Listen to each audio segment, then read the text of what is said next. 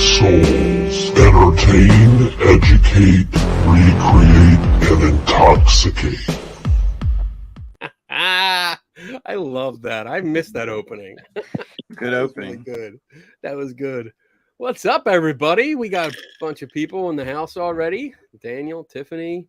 Who else we got? We got Jamie. Oh, Tim Vickers is doubling down here. You need to in the ban chat that room. dude. He's just trying to drive our attendance numbers. It's true. We should all be required to sign in at the same time.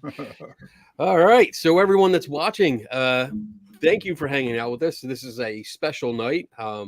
We usually don't. We missed our regular schedule, and that was my fault. I take blame for that because I don't know what I was doing. I just wasn't here, and I wasn't going to be able to make it. So we postponed, and instead this opportunity came up. We have a guest tonight, if you haven't noticed already, because we got 4 squares coming up. We got Austin with us. How you doing, Austin? Doing good, man. How you doing? I'm doing good. Dave, Tim, how you guys doing? Good. Good. I'm happy it's the time of the year I can have iced coffee finally with lots of alcohol in it. Don't finish the coffee yet. Just boy. pace yourself, dude. It's been a while. Pace yourself. I'm green. I'm not a good drinker, so usually about 15 minutes. Oh boy, I'm slurring. Yeah, we're enjoying the Canadian wildfire smoke in Chicago the last couple of days. Oh my god, that's enjoyable. Right now, worst air quality in the world right now. Love it. yeah. We got. I went outside and this morning and it was all smoky and I'm smelling smoke. I'm like, what the hell? Oh shit, that's still going on. Like, wow. All right. Yep. So tonight's show, we're going to be talking about ghost gadgets. We've talked about it before on the show. You guys know that watch us regularly. You know, we've talked about it. You probably know our opinions of it. But something came up, and I'm not gonna use too many names here. But we found a advertisement came across our social media feed, and it was. I'm trying to actually find the advertisement. I'm not going to share it because I don't want to just start picking on somebody that's not here to defend themselves. But basically, there was an advertisement for ghost hunting gadgets, and it was something about debunk the skeptics. If you are sick of skepticism and doubt, oh, here it is. I have it in front of me now. Tired of skepticism and doubt about your encounters with spirits? Our ghost hunting tech gear can help you make your case. Capture real-time paranormal data with 2 devices that we can get into later if we want to. It said, let your evidence speak for itself. Gain confidence in your encounters. Click shop now and start debunking skeptics today. So naturally, I was like, oh, you guys saw this, right? Dave, Tim, oh, yeah. You guys saw it, right? Yep. Yes. And I think sent it to me, and I was like, oh, let's look Like at this. Kenny's met his match. Here we go. So we reached out. Down. We did extend an invitation to the person that, and I'm gonna say this a certain way, and Austin, you can explain why I'm gonna say it this way. But we reached out to the person that purchased this advertisement, and they didn't respond, at least to me. But we found out that they declined to come on. But Austin was nice enough; he jumped in and said, "Hey, you know what? I'll come on." And you did explain why this advertisement was the way it was. And can you just briefly touch on that? Yeah. So I got, he's a guy that's really trying to, he's just starting up this company. He started a year or so ago, and he's really trying to take it further as far as he can, obviously, and which I've always encouraged him to do. But, he found some investors. And when the investors came in, they wanted to hire a marketing guy or a marketing firm. And, and so and you can already sense where that's going. So long story short, the guy that was doing those ads has no idea. Like, he's just kind of like basing it off of all the generalized crap, that you see around there. So my guy is going to talk to him, and, they're going to reestablish some guidelines and kind of like, reinforce like, hey, we need to not do that. There's certain things you should never say in the paranormal field, right? Like some of those things, like being absolutely positively this is a ghost, or debunking or like eliminating skeptics or whatever. Like, yeah, it's gonna take a lot more than that. Yeah.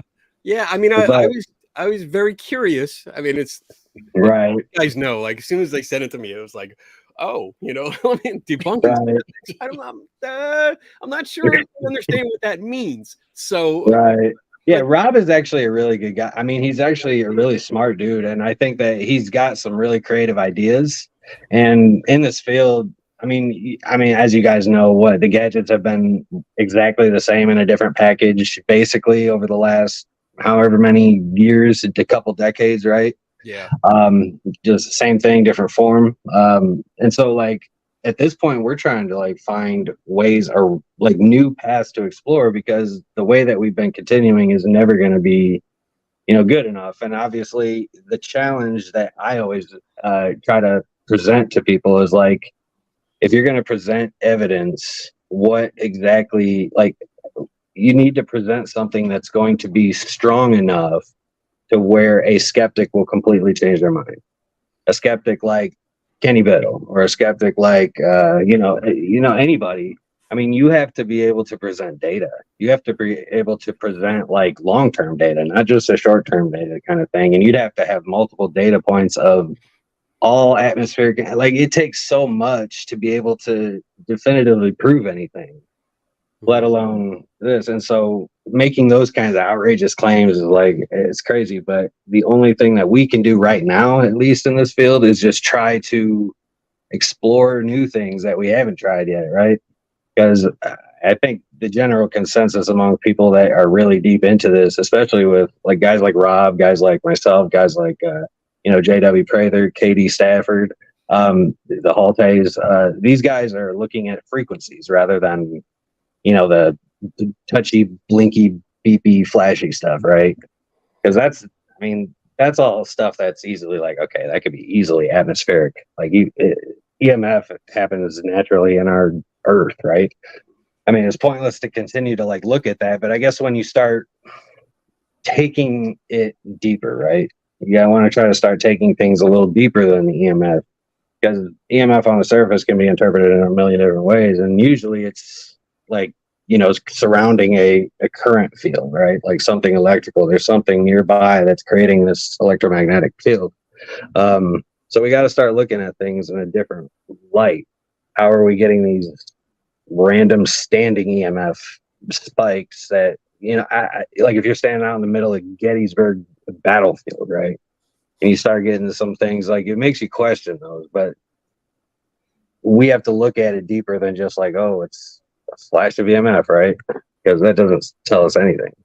Mm-hmm. That's why I like Rob a lot, because he's looking at things from a different perspective. And I think obviously there's some going to be some growing pains with it, but Well, yeah, especially when you hire a marketing company that doesn't know what they're doing. So that was, I mean, when the investors say something, you know what I mean? It is what it is. Yeah, but I get it. I understand that, and I'm Right. glad that you clarified that. Because I didn't know that, and I mean that's why we reached out. We wanted to talk, and like we don't usually see ghost hunting gadget makers like have investors and then hire a marketing company. Yeah, but it was he's a unique. I mean, it's a unique situation. I mean, when I say unique, I mean not not many people, if any, outside of him, really have full investors like that. But I mean, you just got to do it. I mean, any business, really, right? Got to do what the investors say. So you good? Did you have something, Dave?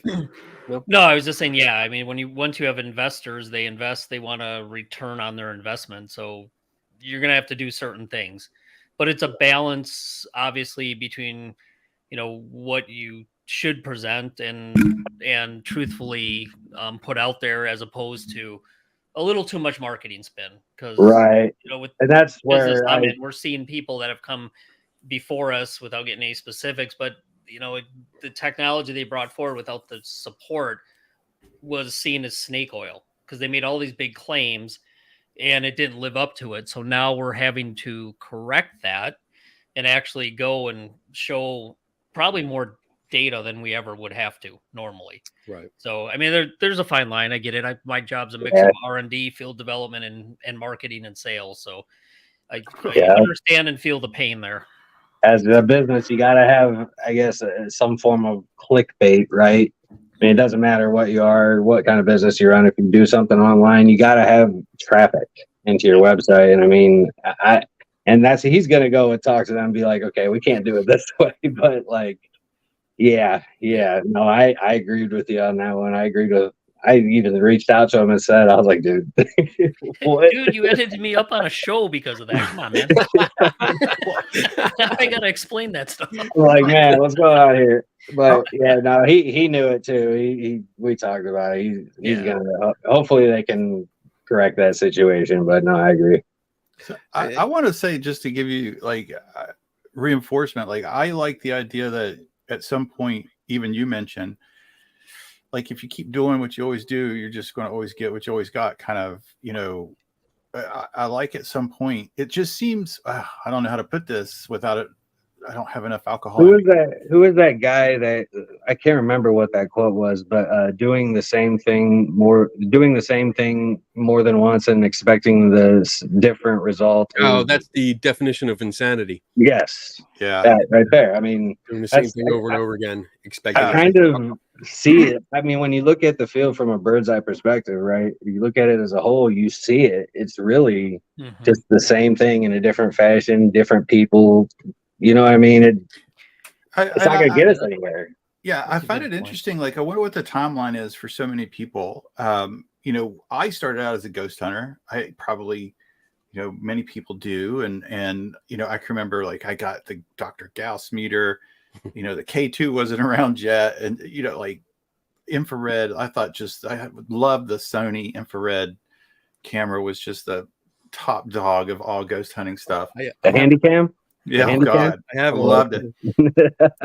And at some point, after a couple of years, I was just like, we're just getting like literally the same stuff every time. And when you go look at it and talk to other people, it's literally, well, not literally, but almost the same stuff. And at some point, you just kind of go, not like, what am I doing wrong? Not what. Right. It's me. I'm doing something wrong.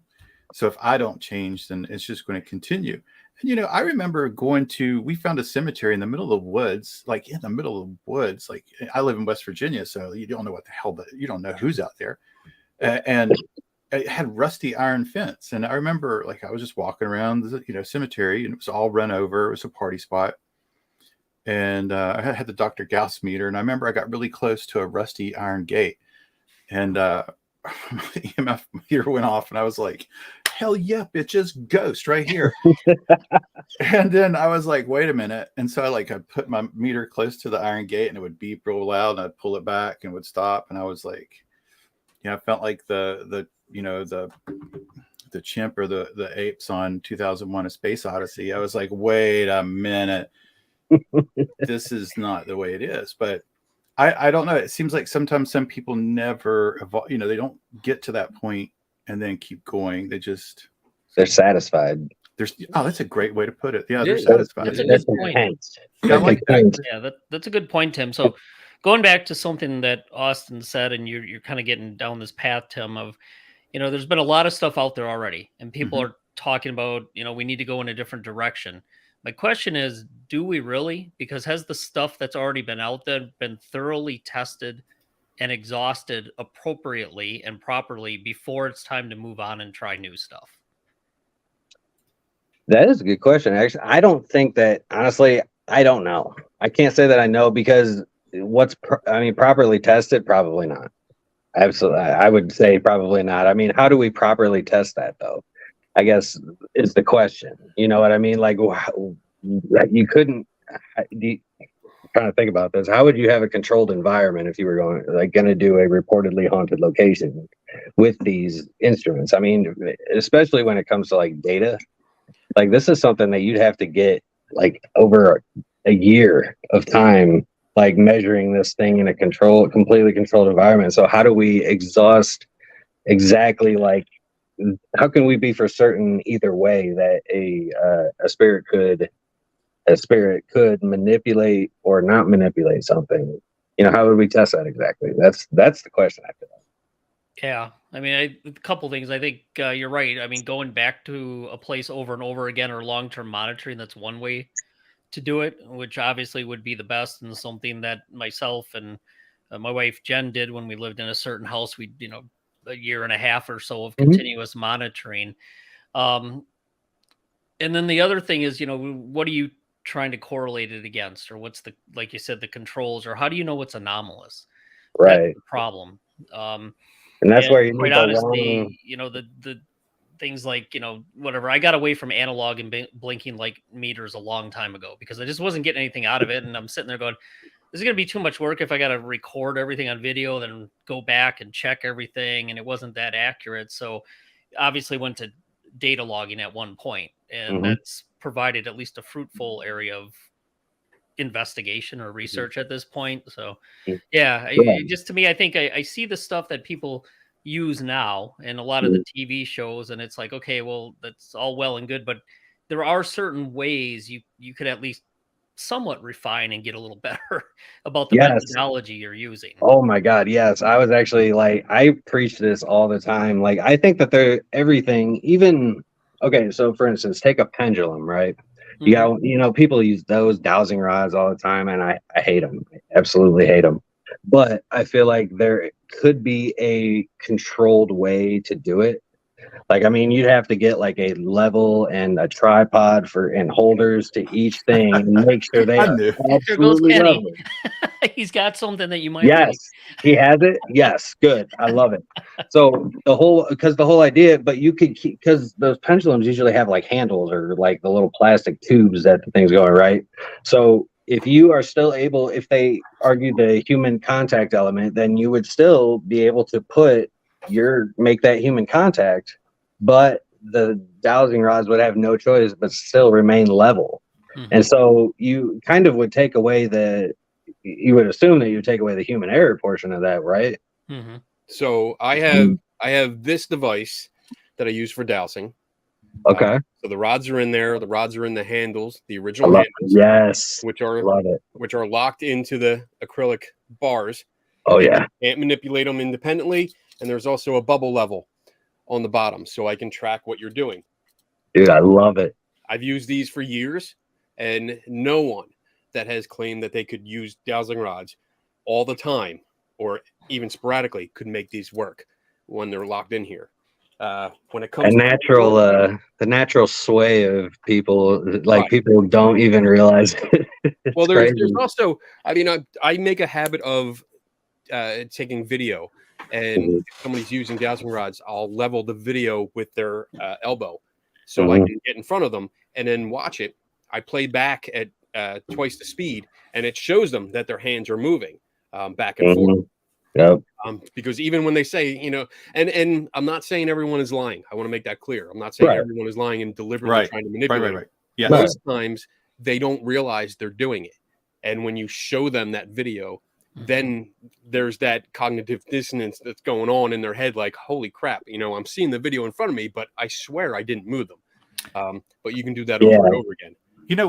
We could test that with alcohol. So like the more intoxicated someone gets, the more positive ghost hits they would hit with a dowsing rod. I mean, sure, you get to the point where you're actually ended up doing a sobriety check. That's how you just do the sobriety check. Just stay still. And I want to show you that. That's for pendulums. Nice. So I have this clamped in here, but you can still hold the chain, but you can't manipulate. Me and you are like on the same wavelength here with this stuff, but I'm glad you actually did it. I haven't messed around with it just because honestly, I don't get into the pendulums and the dowsing rods. Neither do I. I usually have them set out at conferences just so people can, try them.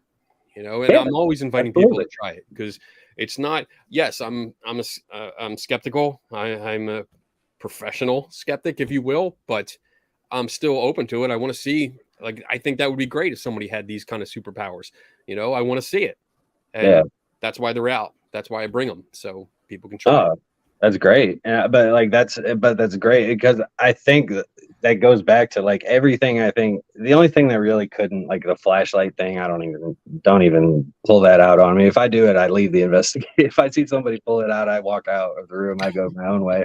But like there's very few of those things that could not be controlled. But a lot of that stuff I feel like could be in a better, done in a better fashion or a more controlled fashion where you try to eliminate as much human error as possible. And I think that's the biggest thing when it comes to presenting evidence. Like, how do we know that this wasn't a mistake on your part, either visually, audibly, or physically, right?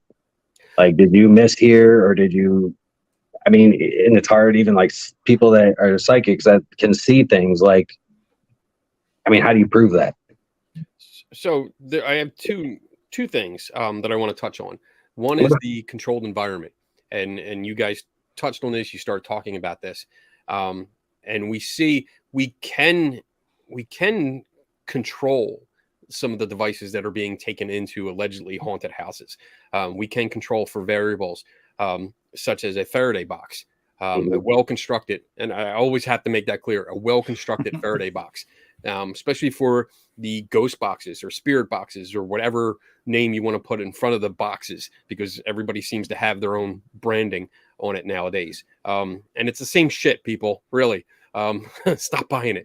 But just putting one of those inside a good Faraday box is a good control, because now you're taking out the one thing, the one variable that we know the contraption was designed to pick up. Because you're dealing with radios and they're designed to pick up radio transmissions. Mm-hmm. So if you're letting these radio transmissions come in, you're hearing radio stations. So my big problem with that is that people don't control for that. You can manipulate the data, which I don't like. I don't agree with that when people add like reverb and all this other stuff to mess with the sound that's coming out. But when you're manipulating the signal yourself, you are creating anomalies. It's like the flashlight trick. It's been manipulated in order to cause an anomaly on purpose. Mm-hmm. But when you use ghost boxes, that's exactly what you're doing. You're manipulating it in order to, the ones that are modified, let me make that clear. The ones that are modified with all these extra contraptions, they're manipulating the data coming out before you even get to it. Like, you need the raw data. But again, I'm going off topic here, but we're actually a rant. Dave, you look rant on. Yeah, no, I'm just trying to adjust so I can see better here. Sorry. But yeah, the radios are designed to pick up radio stations or radio broadcasts, and that's what they're doing. So if we can take that out, and then you get something, then it's something worth looking into more. But I don't see that, and you touched on it earlier. When people are just using the same shit over and over and over again. And I think they're stuck in that rut. They are stuck in that idea that, and this is going to sound confrontational, but they're stuck in this idea like, I know what I'm doing. I know this equipment works. And I disagree. I don't think you do. And they keep getting the same anomalies that we would expect to get. And instead of saying, all right, we're going to test for it, we're going to figure out what that anomaly is, it's automatically accepted as something paranormal. Right. And then put on social media for everyone to see. Right. Yeah. Go ahead. I am a ghost box builder, and I will say that, but all I'm trying to do is create chaos within audio. And that's all. And because when we start looking at ITC specifically, we're trying to get as close to true randomness as we can possibly get. And the patterns that may fall within this randomness have to be significant enough to even be acknowledged, right? Like, we're talking, like, for instance, I were to, with my ghost box sessions, what I typically do, I'll have that sweep speed up so fast that, like, you can't even understand a single word. And I know that there's the bleed through on the stations, but the reason I do it that way is because I don't want to hear DJ whatever over down the street, or Bob Beck's Ford or something. I don't want to hear about any of that shit. Like, that's not it's not really what like I have to have that sweep rate up. So really, it's just a bunch of random bits and pieces of speech, I guess. What would we call the allophones or the Phonetic. yeah, the phonetics, yes. And so if you're just basically creating, and in a sense, it can be a random phonetic, it's just a bunch of jumbled nothing, right? When you get it as fast as, and I'm not talking about like an SB7, I'm not talking about all that white noise and the loud crap. I'm talking about like where you got a high reception radio.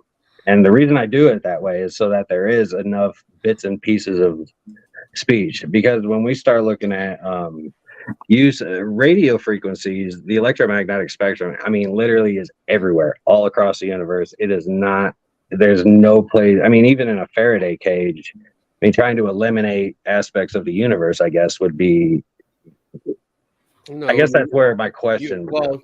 yeah, the box would, it protects you from the electromagnetic Field. signals.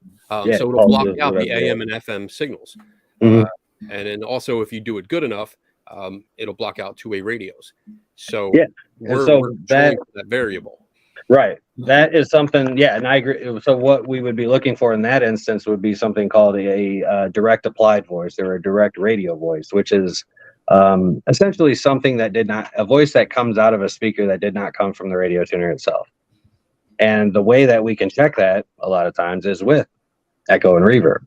So when we have, and I'm not talking about these pedals and all this stuff, I'm talking about actual circuits where the audio coming, I mean, I'm trying to take away get as minimal signal loss as I could possibly get. And obviously the more circuits you add to a device, the more you're taking away from the original. But a lot of times I don't even use the echo and reverb, and it's really hard to look for those specific anomalies.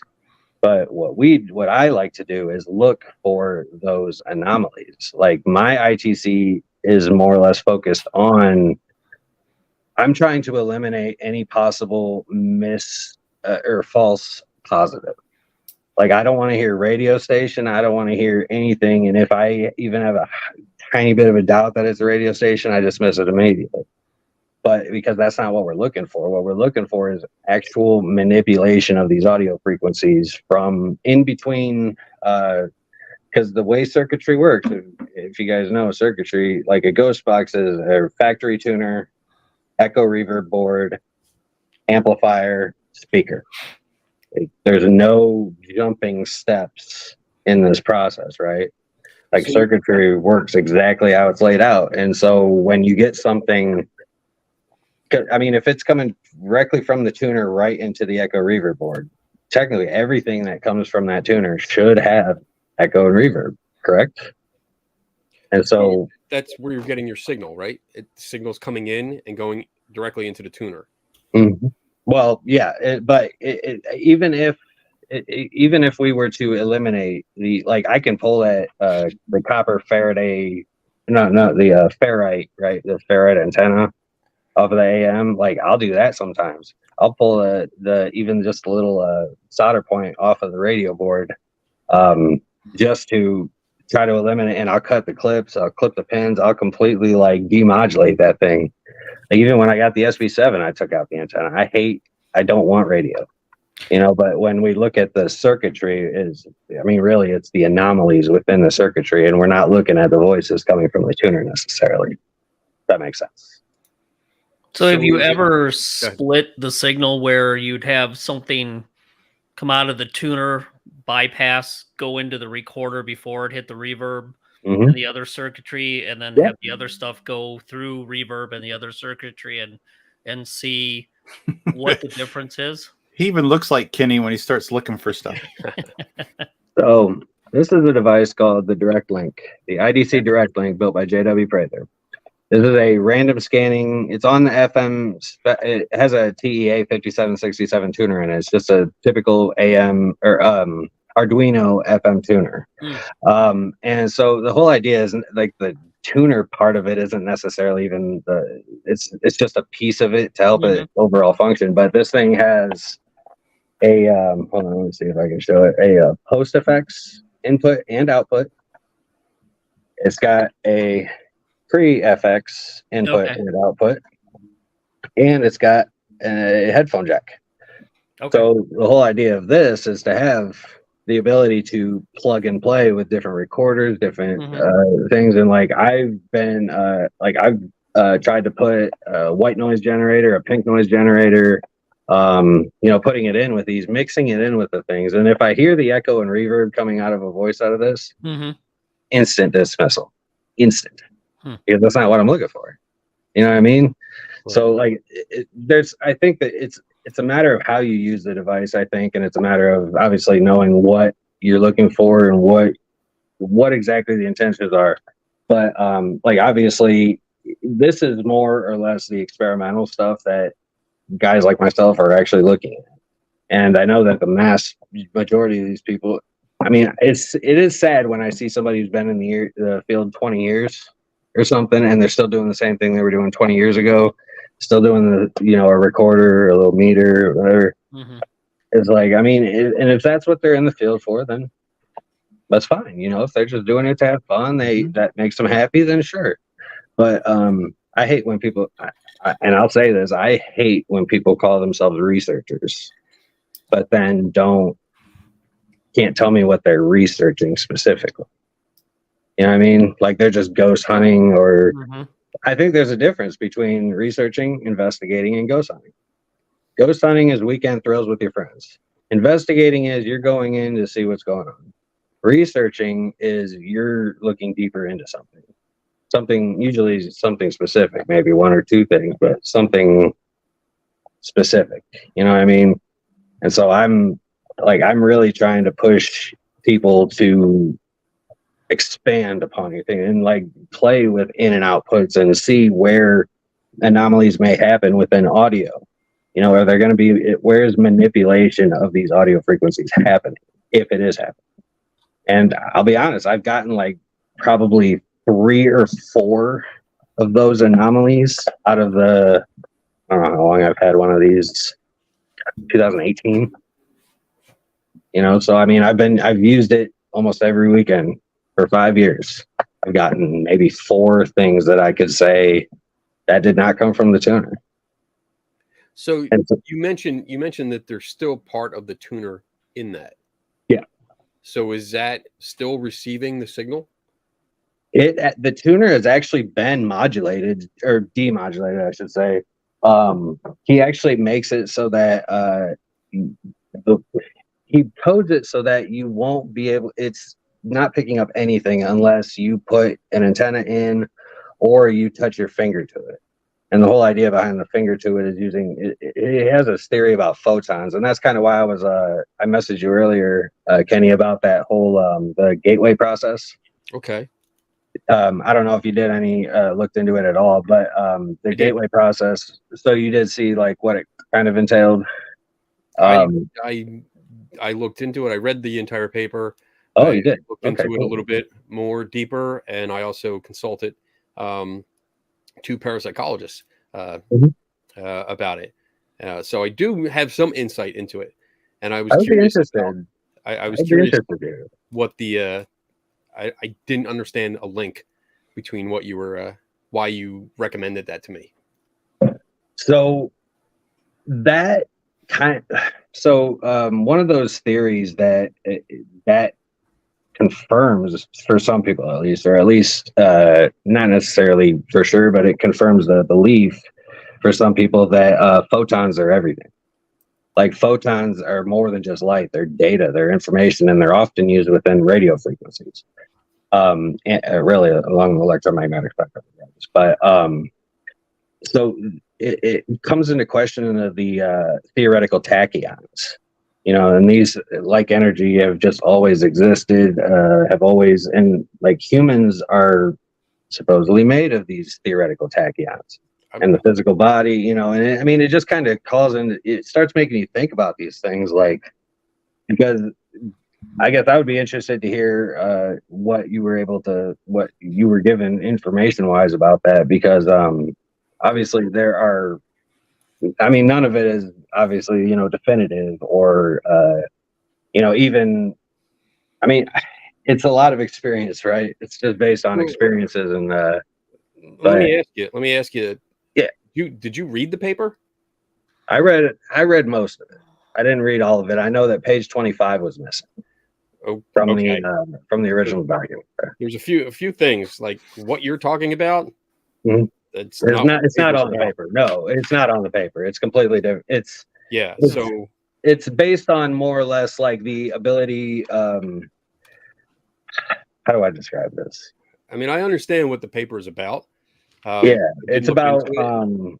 So Okay, so basically, it's about entering this other realm, this local realm or whatever realm. We don't know what to call it. These guys are traveling, right? Based on hemisync, or being able to hemisync, which is syncing left and right side of your brains, and then being fed specific frequencies and all this stuff. I mean, so that they were traveling somewhere, where that place was, or what that place was, or if they were just hallucinating, it's hard to say. But the CIA was looking into this, and so J.W. Prather was looking into this a lot deeper. And one of the things that he was trying to implement was actually a combination of that process plus ancient rituals and ancient practices and everything he's trying to basically open a doorway at a haunted location. And I mean, as wild as that may sound, he has a full belief in this thing. But I believe that there is something with the frequencies, and I believe that the fact that there is this realm, I guess, is what I guess it's not a fact, but the realm itself makes you question things a lot more. And if the realm itself exists, and you start wondering about these tachyons, like I was talking about, and these tachyons supposedly have always existed. They make up literally everything in the universe. Like time and space are not relevant to all this. So if time and space aren't relevant, then you start, like, I deal with a lot of theory, and I look into exploring these theories and all the possible aspects of each theory. And obviously nothing definitive, but it's one of those things that's fascinating to look at because there are possibilities within that. So I just want to give you some insight, maybe, and I'm not trying to be mean, but Okay. maybe read it again. Tachyons, as far as they're not in the paper. weren't mentioned at all. No, there's a few other things. There's well, first, the whole CIA declassified thing is a little overblown, because it was part of the files with Project Stargate. So the entire project was classified.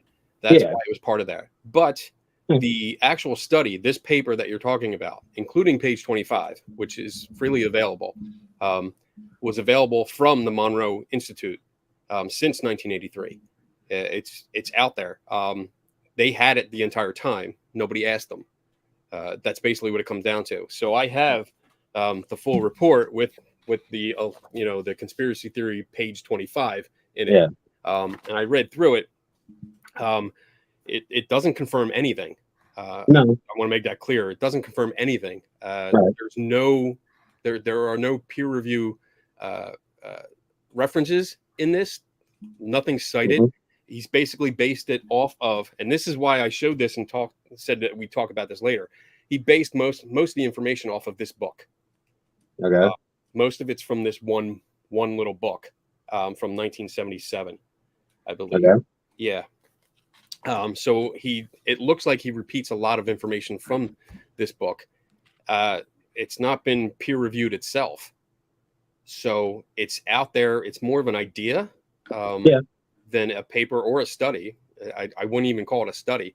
It was more of an explanation of ideas and beliefs that, as far as, and Tim, Dave, jump in here too if I'm getting this wrong, but it was more about trying to get people to do out of body experiences and to go out into the vast cosmos and get alleged universal information. So that's why I was very confused about why you recommended it, because honestly, it had nothing to do with what you're doing. Well, the whole reason was because it's not about the project. It's not about the the process of the experiment itself. It's what the goal of the experiment is to ultimately do, which is, like you said, to have an outer body experience, to travel. And I guess the whole idea is that the theory that I do a lot of my work on is that there is more than just, like, I feel like the universe itself is a lot more than what we see or what we can obviously understand by science. And I know that that's a lot of it's just whatever to say that, but like, actually, when you think about everything in the universe, like, I don't think we understand anything at this point. I mean, we understand a very, very minuscule amount, and what we found is what we consider to be science, is what we talk, is knowledge, and that is true. But I think that there's some things that we don't know, and I think that the universe, the theoretical tachyons, like, and I know that these are just theoretical. It's all theoretical. There's none of it is conclusive. None of it is even, you know what I mean? But the idea that this may exist, like, what is this place, and how do if it's all photons, it's all particles, then is it all existent in the same actual thing? And if that's the case, then how are we, are we made of tachyons? And if that's the case, can our tachyons interact with theirs, or then back? And that's what I was really getting at, was like, it all ties together, I guess, is what my point was. I could have just said that a while ago. I don't know why.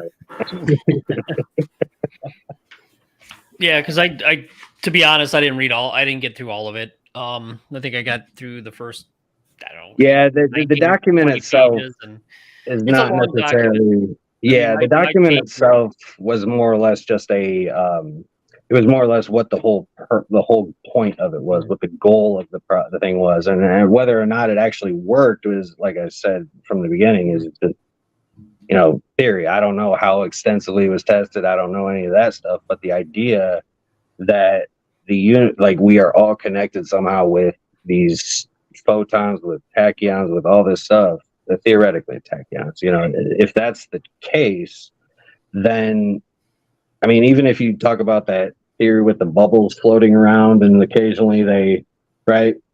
I mean, are we all made up of the same stuff, just in different, you know what I mean?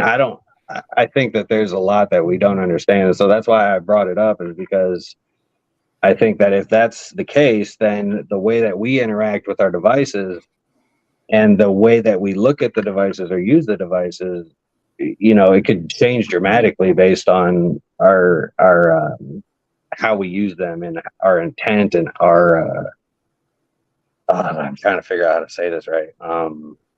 Like, just our being able to connect with the universe itself, because I feel like, obviously, since ancient peoples to now, I mean, ancient peoples believed what they believed, but they were also very much connected with nature, with the universe. They could understand that certain rocks had magnetic properties. I mean, they don't have they're not like testing the magnets and stuff, but for some reason they knew that it had this force. But today, people could not walk up to that same boulder and feel the magnetic force or understand that connection. So what was that? There's something that connection that is between them and nature that would tell them these things. And so I think that there's a lot that's just being, like, completely looked past, I guess, my thing. So I will agree that there's a lot that we don't know, but we're looking. When it comes to this particular paper, I would say nothing's been confirmed or tested with this. Nothing. And honestly, from my perspective, and again, I'm not trying to be mean, but this paper was a waste of paper. It was just useless. It went in circles. It had circular reasoning. It based everything on personal belief. And it didn't, I mean, it had some science in it, but I think he pulled it from other books and just copied it. I don't think he actually did it himself. Right. So I guess my point is getting to, and again, I'm going to say something that's going to come off confrontational, and I don't know, but it really sounds like you didn't understand what you read, and you used that anyway to with ideas to develop ideas for equipment. And I think that's part of a major problem within the paranormal. And again, I'm going to say something. I call it a hobby. I don't call it a field. But I think there's a problem there because there's a lot of ideas and there's a lot of misunderstanding. There's a lot of reading headlines or the top of a study and going with it without reading the entire study and understanding what it is. And I think people base a lot of equipment and hypotheses, not theories, on their on building these gadgets and putting it out there.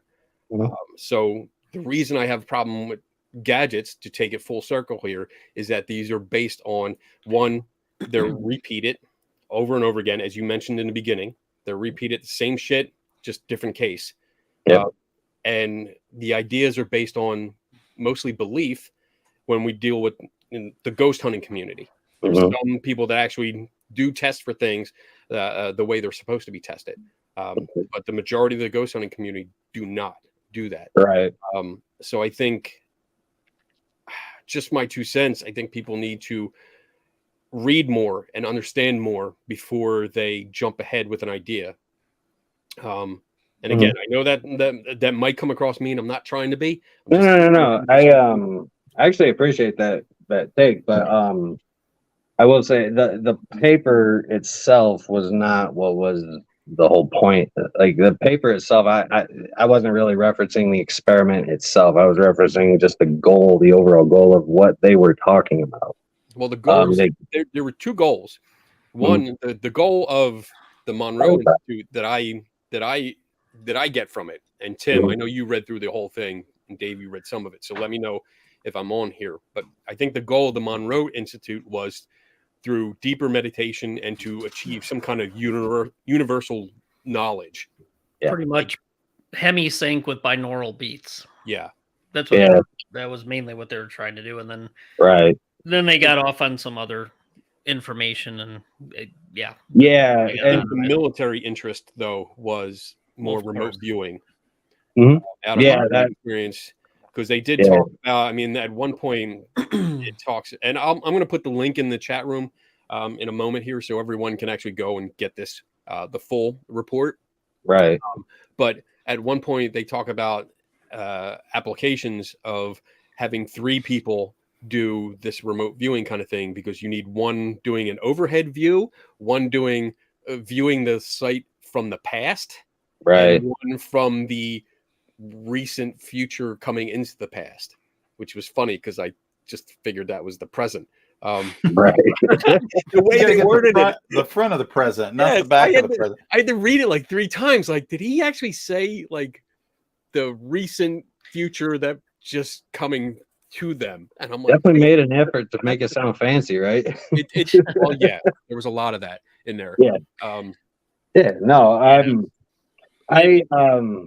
I do appreciate that viewpoint, and I agree with what you're saying. Honestly, I think that really it's the whole thing with the paranormal hobby community is that the only way that I think that we're going to advance anything, if we're going to actually prove that something exists, right, we gotta base it off of these wild theories. I mean, honestly, I don't fucking know anything that I'm doing. I'm mixing 2 or 3 frequencies together, see what happens, right? Like they talk about the Salvaggio frequency, I think it's 12 or 9 or something different frequencies that are supposed to be healing frequencies. And so like they have the God frequency, they got this frequency, they got that frequency, and I'll mix like 3 or 4 of them together just and put them into the atmosphere, just see what happens. I mean, we talk about disturbing the environment. We talk about, I love the idea of infrasound, and not for the sense of like somebody being in the room with the infrasound, but like, what if we were to have it blast in and then turn it off before somebody walks in? And like, if we're talking about this, like they need energy or they need something to disturb the environment. I mean, energy is such a broad term that, I mean, you could honestly, I think disturbing the environment with vibrations is, can create energy for them. We don't know. I mean, so I just play around with a lot of things, man, because I don't think that, I mean, just because I mean, there's a lot of things that we can debunk. Obviously, there's most things should be debunked, and as investigators, we have to debunk this stuff. But if we don't try it, how are we going to know? I guess is my question. Dave? So let's talk about that a little bit. Let's kind of get into what you do and the equipment you design and test, and what exactly is it that you're doing, and kind of what projects you're working on right now, and let's kind of see what you're working on. Well, basically, I put a function generator to a transistor tuner, and I make it go back and forth. Okay. All right. And for those of us who don't know what function generators are, I don't know. It is basically generating a waveform of voltage, like a voltage waveform. It's really all it's doing, and I'm putting that to a transistor radio. Now, the whole idea behind that is obviously the most basic, back and forth. It's a basic theory, and take it for what you will. However, I try to expand off of that, and obviously, like I said, look further into things where I'm trying to make it do all kinds of things where if something were to, that's what it is. It's trying to figure out what I'm looking for specifically with an anomaly. Like, what would be the anomaly in each of these specific types of things that I'm doing? And so I try to make it way different. And so I'm playing around with so I don't know if you guys know a guy by the name of Ron Iacovetti. Lord has Gonzalez. Yeah, you know Ron. You know what Ron's doing with his work? Yep. I love that. I love that DRV. And I mean, I want to make sure, obviously I have questions about it because, the random noise generators or whatever he's using aren't always random. They have like a 30-second or 1 minute burst of noise on a loop or something. And I mean, I'm very curious about the software program, but that's the kind of stuff I look into. And so I got one box over here that has just not the same thing, but it's like a digital noise suppressor, a DSP that I can minimize certain frequencies, add certain frequencies, whatever. But then I'm also looking at trying to change up the way that a ghost box will sweep. How will that, I can add a function, not a function generator, but a 555 timer pulse circuit just to make it go top to bottom, and I can make it go that way on the sweep speed. And literally all I'm doing is creating chaos. I'm just creating chaos and trying to figure out what would be an anomaly within the chaos.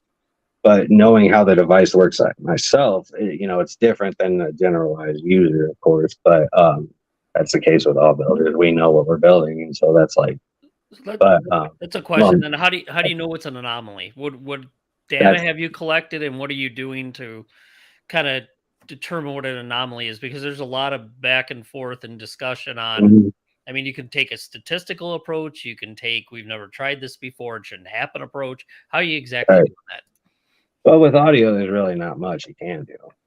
But with the data collection, I'm actually doing a lot more with that recently. I've started looking at what is it? It's like a frequency counter, but it's not. It's a spectrum analyzer. Spectrum analyzer, but it's a lot further than just it's something higher than a spectrum analyzer. I can't remember what it's called. It starts with a V, maybe. A vector analyzer or something. I don't know. Maybe I'm not talking about that.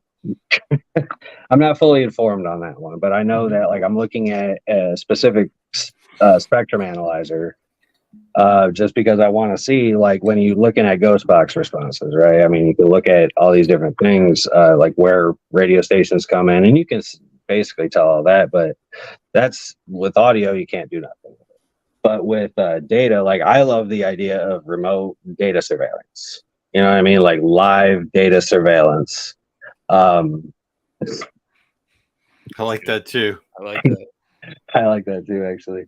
But I'm actually working on a thing where we're actually taking it further than just what you would normally see with the ghost gear, obviously. And we're still so far away from actual, I guess, scientific.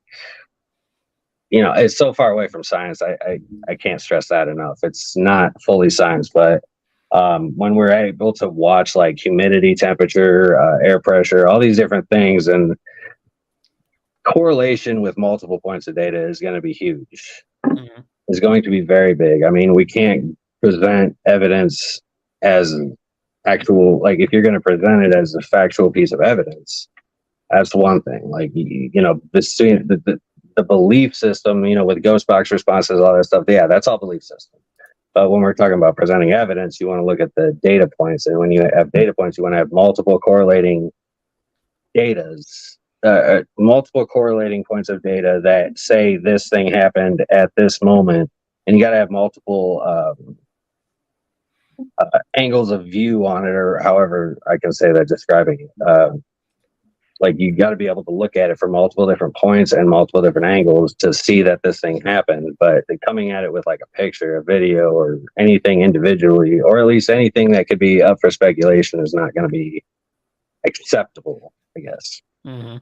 So I want to say, like, I appreciate your like absolute love to try something different and just stick it out there. Do you have someone that's like not outside? Maybe I shouldn't say not outside. Do you have someone that is outside of like paranormal support that you can like go to like and ask questions? Like, am I doing this right? Do you have a thought? A consultant.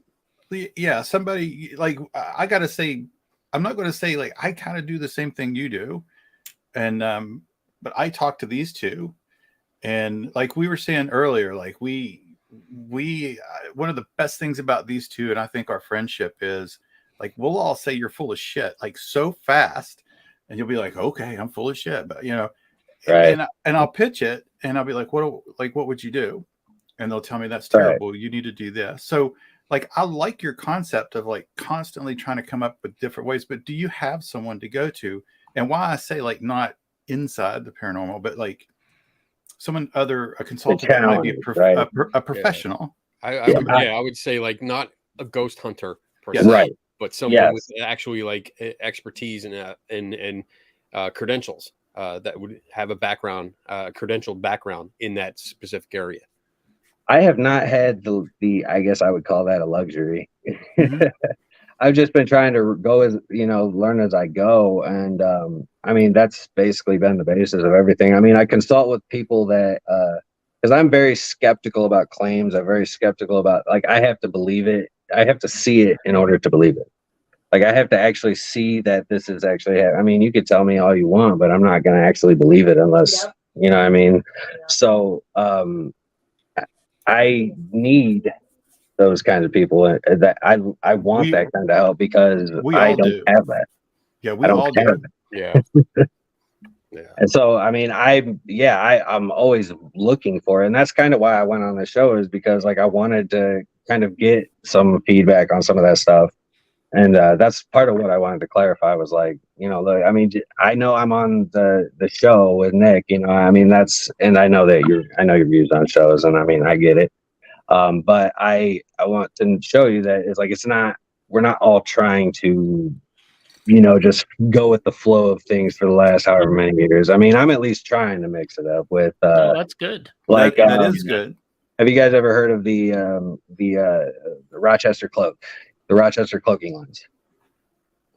No. The Rochester clothing line? Cloaking. Oh, cloaking. Like, well, that's a only whole the Klingon cloaking, but yeah. Yes. That's what I'm talking. I'm like, that would be bad. Screw Star Trek. We're a Star Wars show, damn it.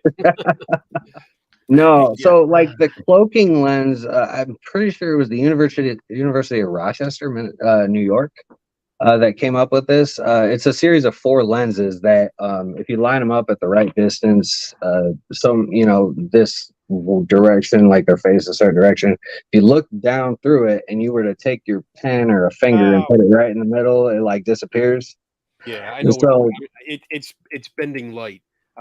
Bending light. It's exactly. Bending light. It's more of it's not an optical illusion per se, but it is. It is. I know what you're talking about. But so my thought is like, okay, well, what if I set them up the way that they wanted them to be set up, and then I were to take them and make them spin?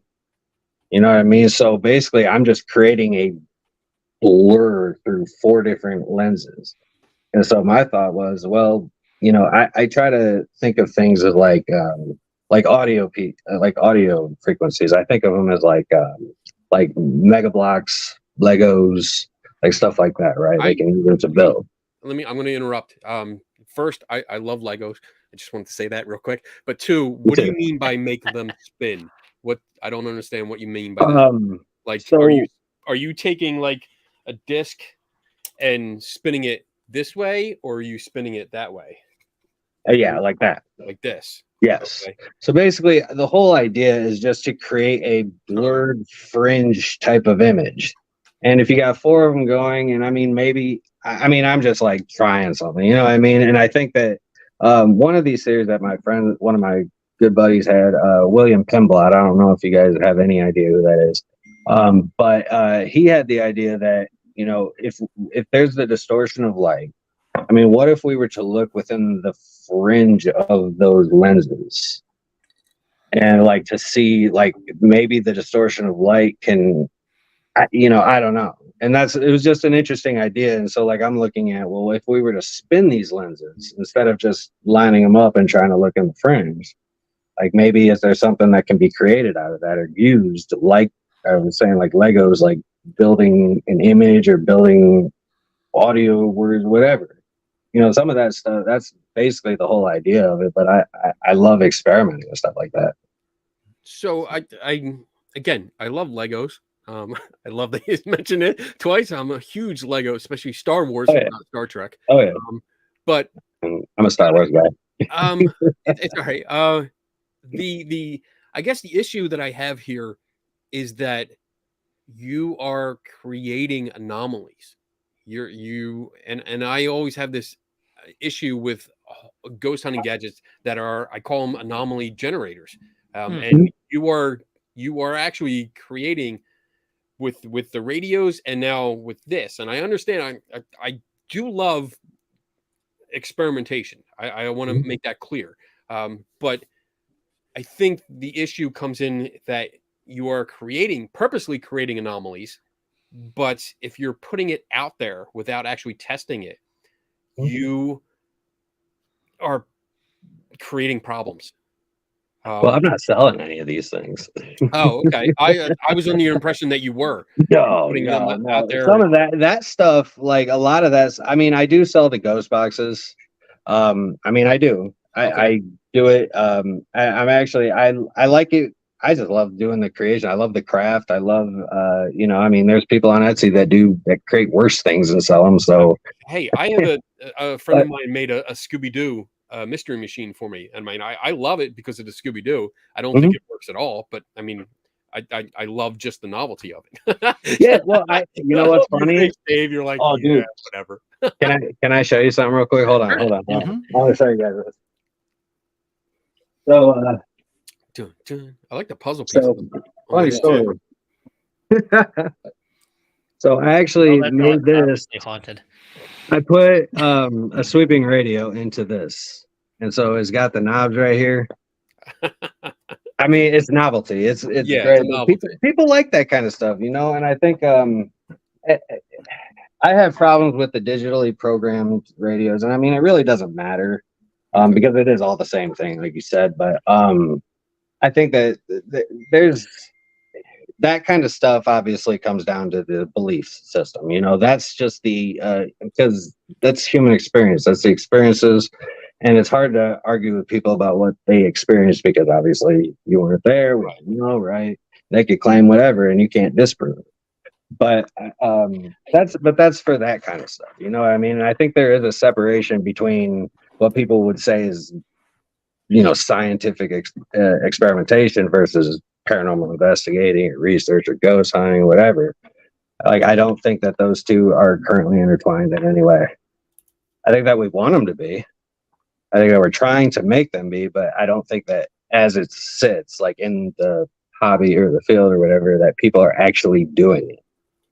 And so, like, I think that word science, at least in this community, the paranormal community, gets thrown around a lot. And it's really like it's lost its meaning at this point in this community. Are you really creating anomalies? Or are you looking for things that are yeah, you're going to look for anomalies, because if you're going to use like a pharmaceutical, let's say drug example, if you screened 1,000 drugs, do you want the ones that are all clumped together that kind of have an average effect, or are you going to cue in on the one that seems to have an incredible amount of efficacy for further testing? What are you going to do? Well, I guess it's I'm not going to go with the group of ones that are average. I'm going to grab the ones that are at the far upper right end that show a huge impact. The key to me is, the key really is, how do you determine what is anomalous and what isn't? How do you get to the bottom of that? And to me, that's the thing everybody kind of struggles with. And without having a strong, most people don't have a strong background in math and statistics. How do you actually get to that point where you determine what an anomaly is? With data. And I have no problem hunting for anomalies. That's what they do all the time in R&D, to look for things that are interesting. But how do you actually figure out what that is and if it's meaningful? I guess that just like, if you have, it has to be about the whole purpose of you going out to these locations is, right? I mean, if you're actually looking to find specific anomalies, then there are things that are, I mean, what's truly an anomaly, the only way you can do that is with data. Data. That's the only way you can really determine what's an anomaly and what's not. But I mean, for the most part, most ghost hunters, investigators, no, they're not doing it for the data. The data's boring. The data's not fun. The data is what, nobody's going to spend time in doing it, because for somebody to actually collect the data needed, you would have to be funded. You would have to have, I mean, you can't do it without, like, I feel like it would become a full-time thing in order to watch this and monitor this all the time. And I mean, you'd have to give up everything else. Like, you couldn't have a job, nothing. And so that's, I think, is a big part of it. And also, nobody really has the interest to dive into the data. I don't think people aren't doing it for that. They're doing it for their own fun and beliefs and the thrills, of course. And I think some people have questions, but and it's, I mean, for me, it's a passion. It's a passion to just experiment around, because I don't know if I really want to know the answer at the end of the day. And plus, I don't necessarily believe. I don't necessarily believe that, even when we're talking to dead people. I mean, I don't know that if we are even talking to anybody, are we talking to a dead person, or are we talking to an interdimensional person? Like, I mean, is it possible that there are other planes of existence that are along with ours? And I mean, but even then, how would we prove that? Like, there's no way to prove it. But the idea is what I'm chasing at.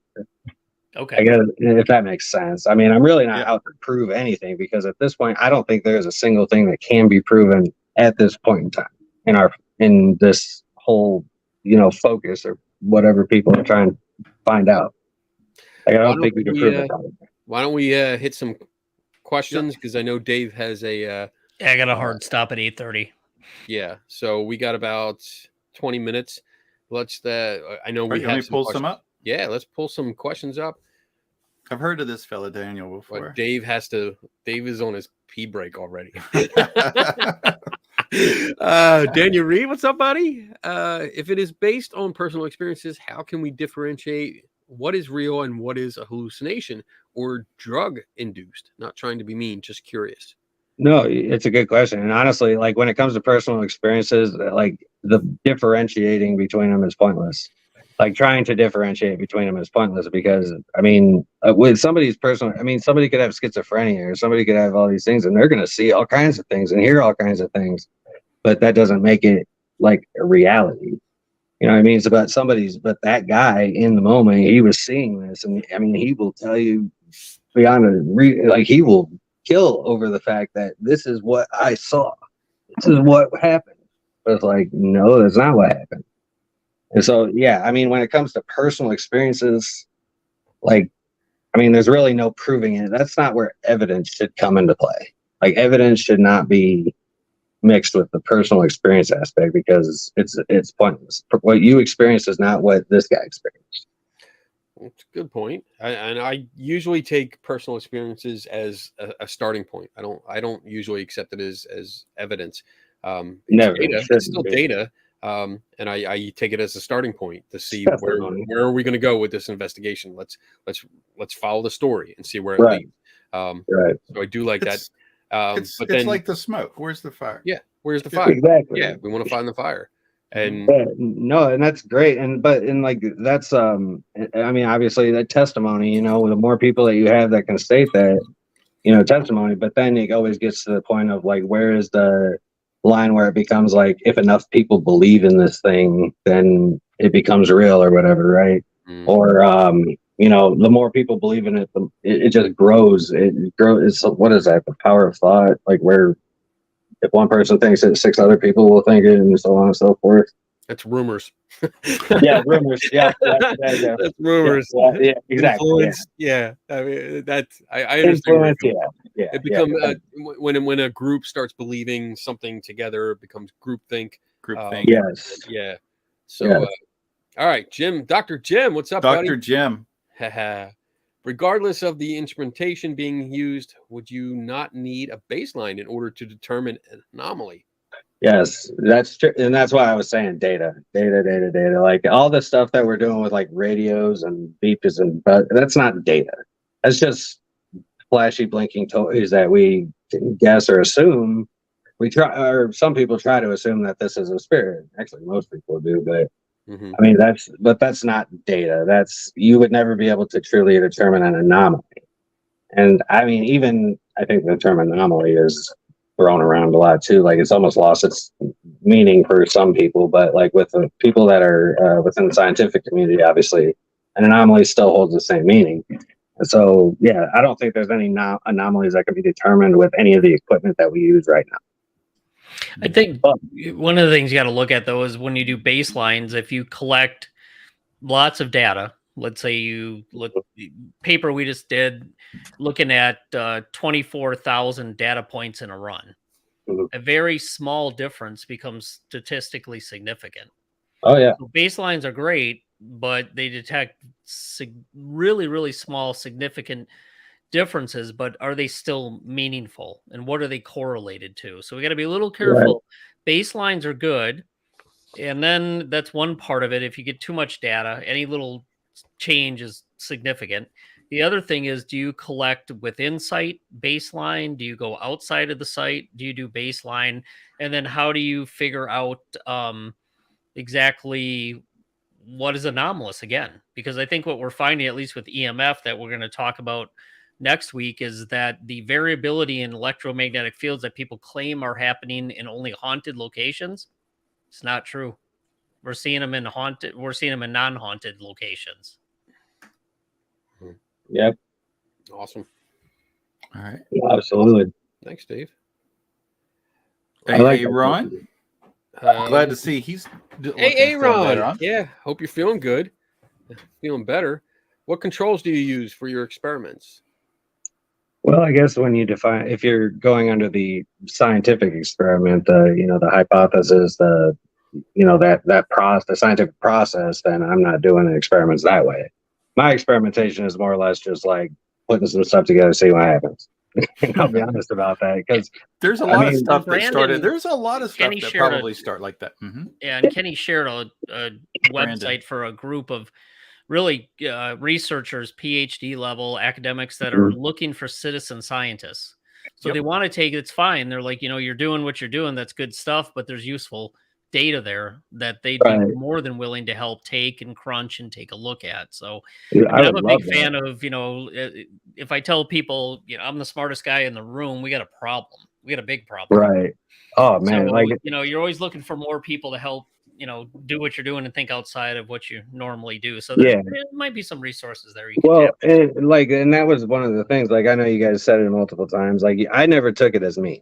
Like the way I see the information that I'm getting from you guys is lessons. Like it's things like, okay, for instance, like, as somebody who is trying to get over that hump, right? Like I need to see what are some of the holdups, what are some of the things that because we're going to be challenged, and most people in this field don't like that. But unfortunately, they don't. But like that's the whole thing. Fortunately, there's a few of us left that don't mind being challenged. Right. I mean, I like being challenged because I don't think that we're going to get anywhere if we're not challenging. If we're not challenging everything, like it has to have an opposing point of view, and that's the whole point of like when somebody publishes a paper in science, it's got peer review, because multiple people have to look at this and see if there's any flaws that they can pick out. Yeah.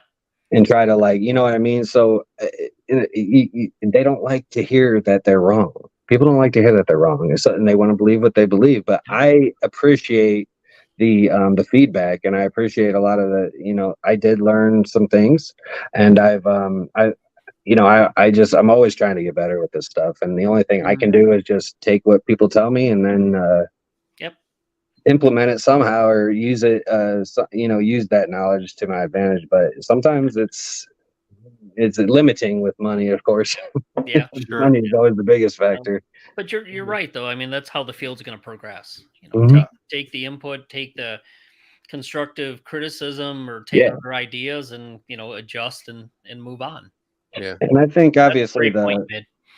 the hardest thing, of course, obviously, is being able to present, arguments or come back. Like that's the problem. People will take it so personally so fast.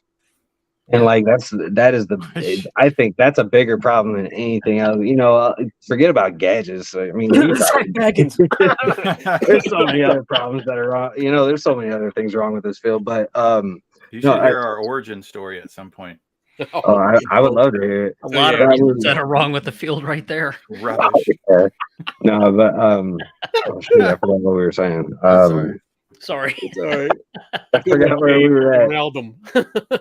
I'm sorry. What was it? Dave, where was it at? He fucked up your story. Sorry. Way to go, Dave. But regardless, the point is, I appreciate the feedback and I welcome it. And anytime if I put something out there and you guys see it or, whatever, and you have thoughts on it, like I welcome you to message me and say, hey, these are my thoughts on it. And maybe this is a way that you could, do it again, but better. Like I welcome that because I want to be, especially because I work for this show, and the thing I love about Nick Groff is that he, and I know it's hard when you talk about para-celebrities or whatever, but Nick is one of the most genuine guys that I've ever met or worked with. He obviously, of course, television is entertainment, right? So you have to have the over-exaggerated, whatever. But that's because it's ratings. But at the end of the day, I see it more as an opportunity for a possible mass education of that there's something else out there besides the damn K2 meters and the recorders and this and that.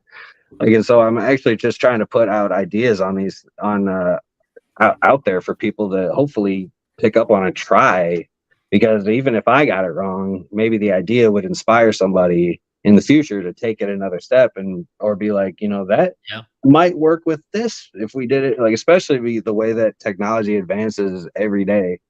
But like, I don't think that in our lifetimes we're going to be able to prove anything, but I really do. I would appreciate any kind of comments or feedback so that I can improve and that I want to help the field improve. And that's the only way we're going to do it, is to hear suggestions, right? Suggestions on how we can make these things better. Awesome. Yep. All right. I think we got two more questions. We can bang them out before Mr. Dave's Bob. go.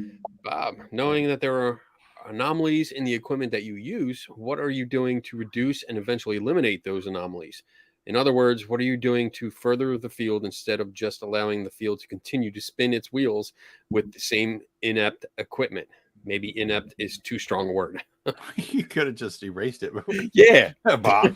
Bob. This age of technology, Bob. You can use the Amazing what backspace. you can delete and retype. But okay, go with it. Damn it, Bob. Damn it, Bob. Yes, well, I don't think that I personally am going to be able to stop the monster that has been created that we can call, the paranormal field. But I think that obviously that's long gone, but I feel like if there are enough ideas out there that are different, eventually the right people are going to see them. The right people are going to take these ideas and take them further down when in the future, when we actually have better capabilities, better ways to analyze and look at these things.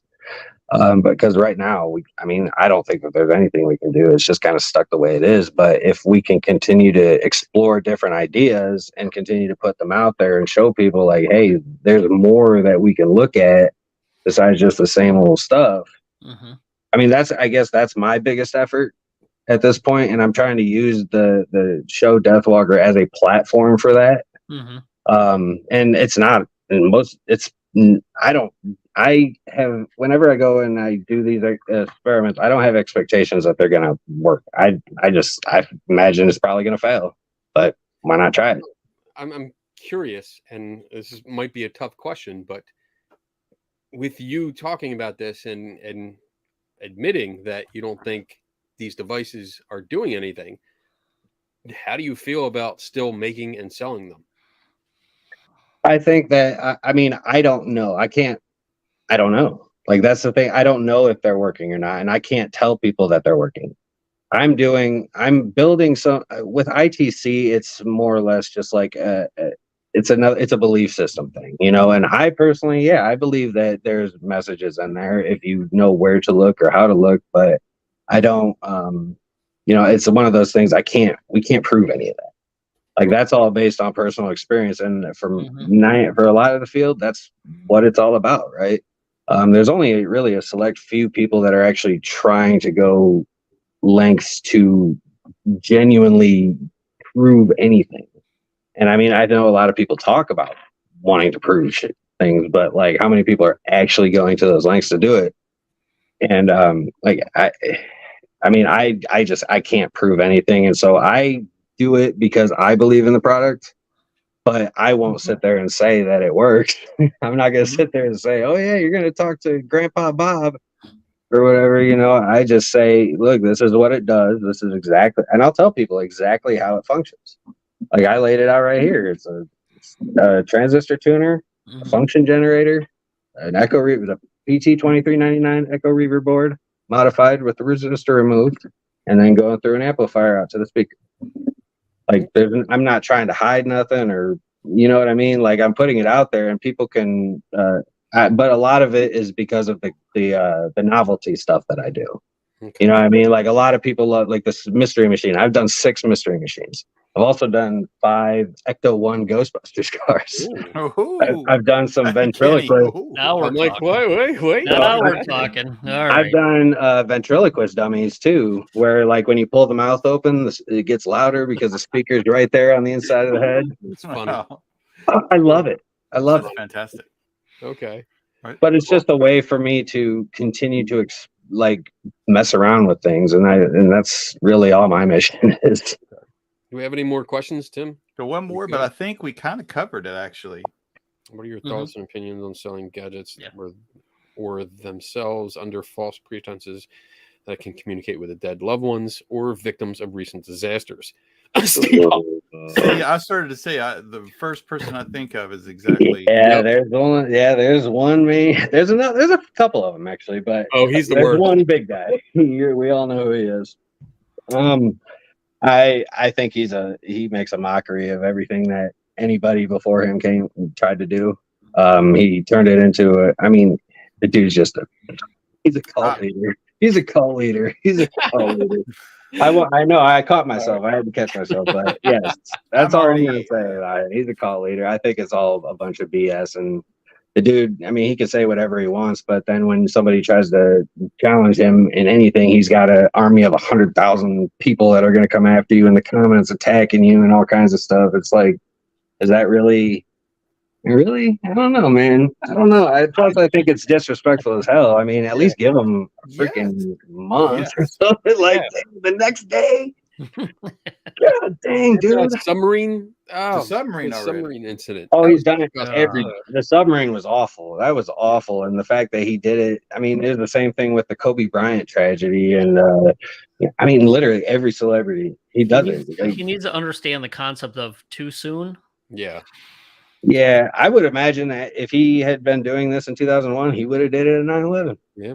Yeah. Yeah, he's, I wouldn't have doubted it, but like that's just the kind of guy he is.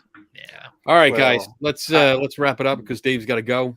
I'm certainly. so- I've been. I'll just say that he was one of my very early on. Sorry, blocks, and I was very proud to be blocked from all his media. So I take that. You should be proud of that one. I am actually. proud. All right, let's real quick final thoughts on this topic. Austin, Sorry. you can give your final thoughts, like sum it up, and then you can plug whatever you want to plug. Your information. Final thoughts. The position that the paranormal community or the hobby study field, whatever you want to call it, is that it's horrible.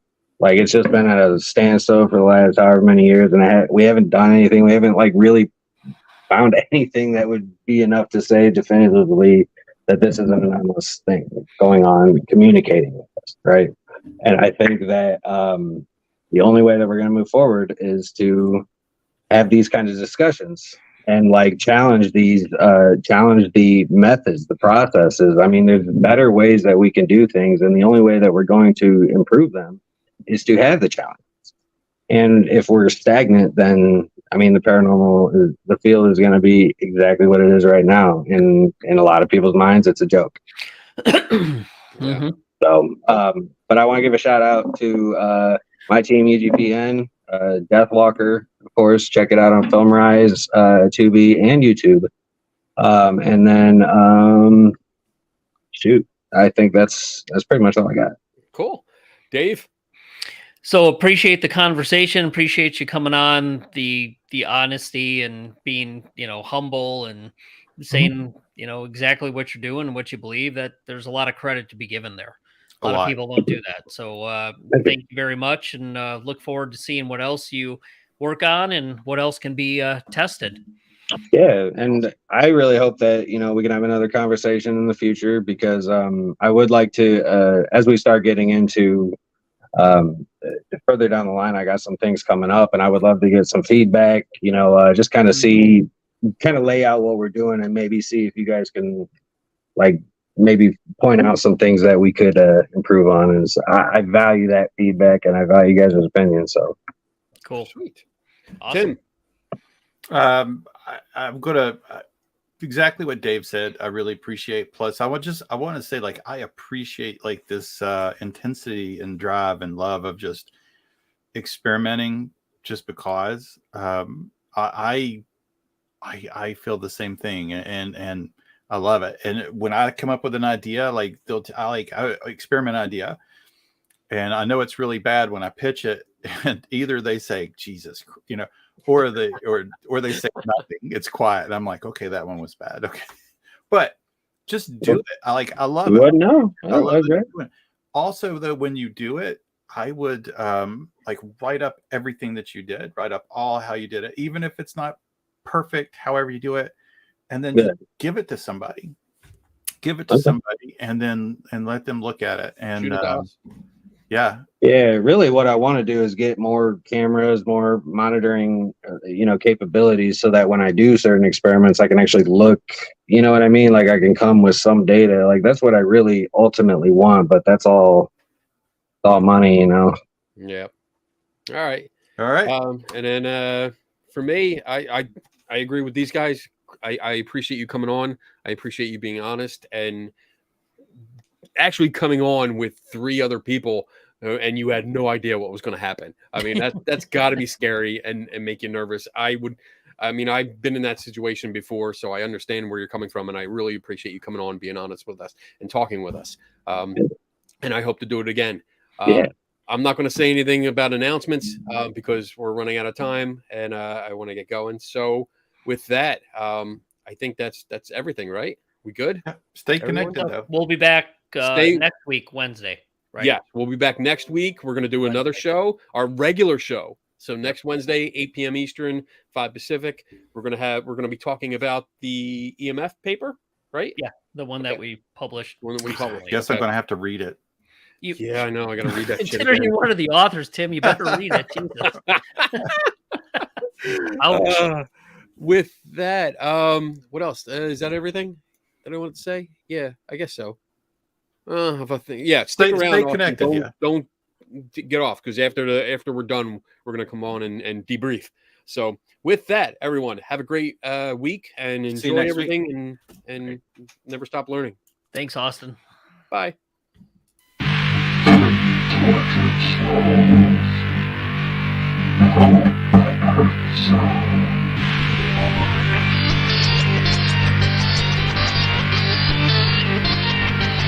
Metal